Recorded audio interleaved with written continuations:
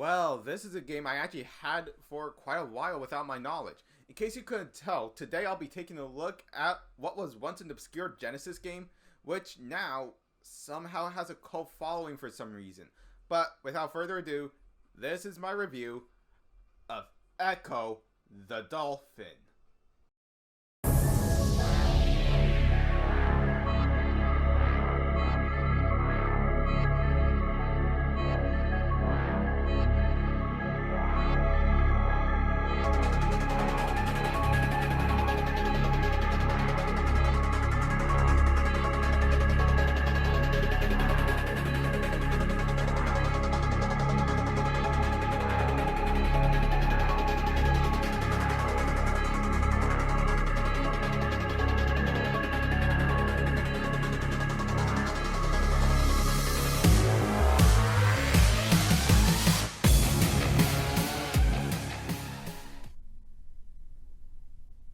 Enjoy the show.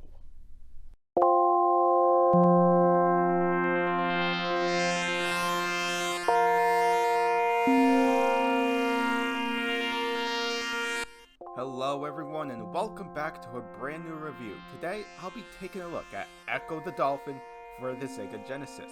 Ecco the Dolphin is a 2D action-adventure game developed by Nova Trade International, who nowadays go by Applepalooza International, and published by Sega. It was released for the Sega Genesis in 1992, but will later get re-released back in 2006 on the Nintendo Virtual Console, then to the Xbox Live Arcade, followed by Steam, 3DS, PS3, and even GBA and iOS. Now, even though I do own the original cartridge, I'll be using the Sonic's Ultimate Genesis collection you can get for the PlayStation 3 and Xbox 360 for the sake of HD. But here's the question: is Ecco actually good? And is it a game I could recommend to you?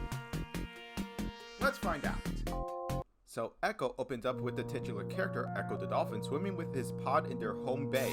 One of the dolphins challenges Ecco to see how high he could jump, where this happens.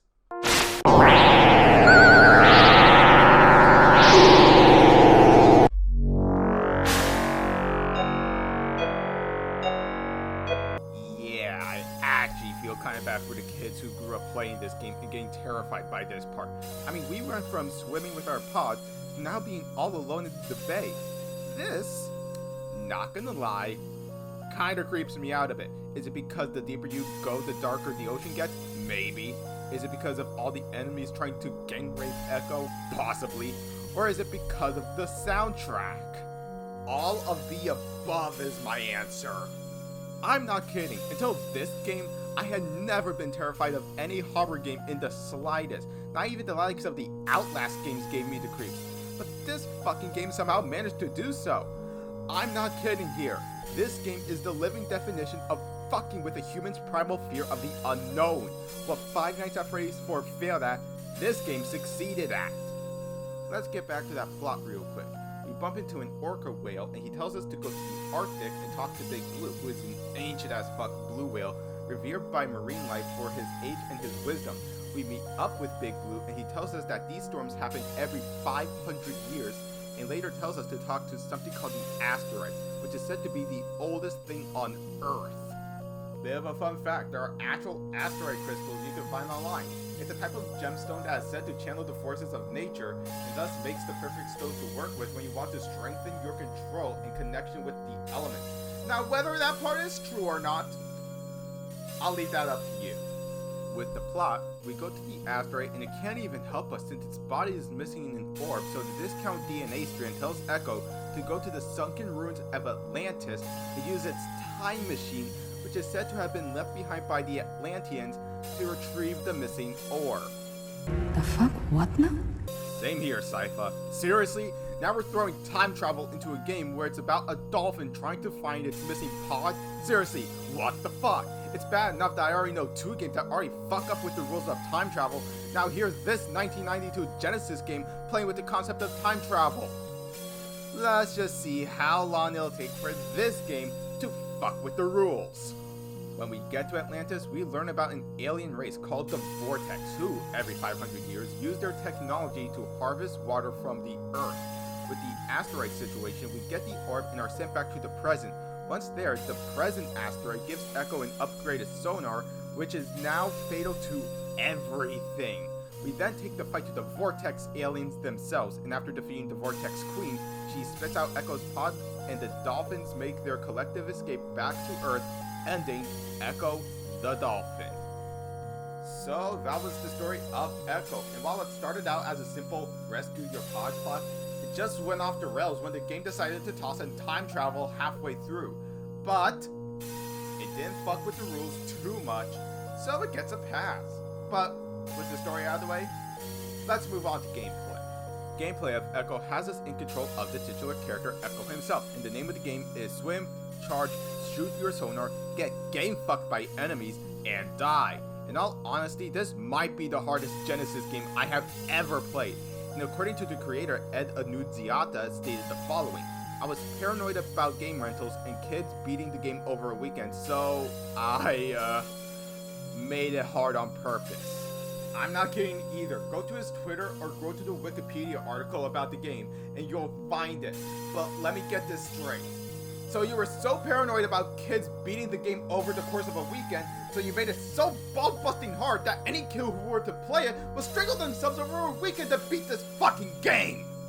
In terms of how Ecco himself moves, he controls so loose, meaning he has zero sense of stiffness.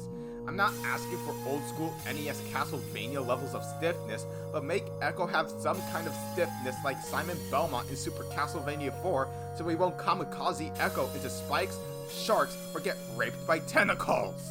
I have seen enough hentai to know where this is going, and knowing the internet, they have already made that kind of fan art.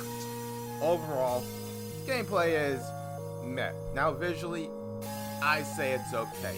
Ecco doesn't pop out as much as he does in later games, primarily Ecco the Dolphin 2 Tides of Time, but I do like the little detail of the blue getting darker the deeper you go, much like in real life, so visually I say it held up alright.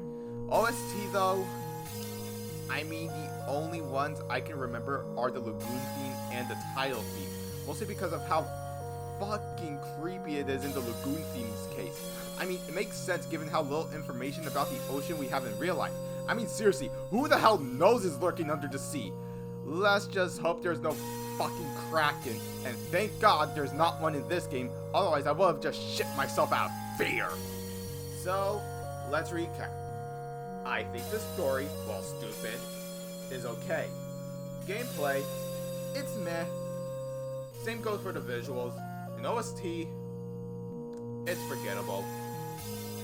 Here are my closing thoughts. Overall, while Ecco the Dolphin clearly suffers from first game syndrome, it's not that bad of a Genesis game. Hard as fuck, yes, but bad? No. In all honesty, I say you should at least give it a chance, whether it's on YouTube or just play the game yourself.